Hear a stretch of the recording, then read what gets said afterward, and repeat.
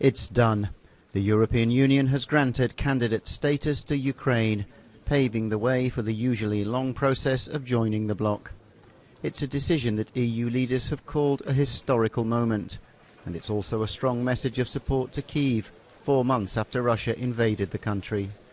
The message which is being sent very clearly today is a very strong one, consistent with what our Europe has been able to do since the first day of the conflict, to react in a rapid, historic and united manner, through sanctions 2 days later, 6 times, by macroeconomic, military, financial support for Ukraine, and now by this political gesture.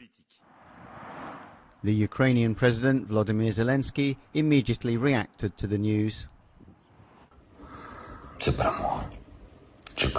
This is our victory. We have waited for it for 120 days and for 30 years. We will beat the enemy and will rest. Or probably, first we will rebuild Ukraine and then rest.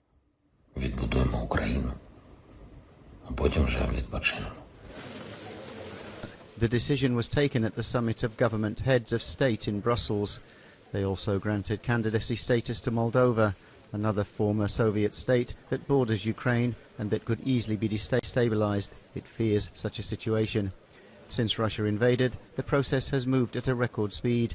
Now both countries will have to work hard to introduce necessary reforms before starting the accession negotiations.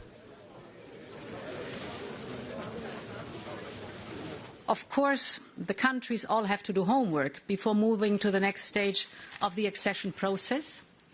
But I am convinced that they will all move as swiftly as possible and work as hard as possible to implement the necessary reforms.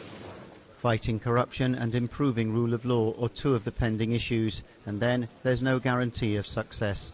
Another country, Georgia, will have to wait longer and work harder before being allowed to apply.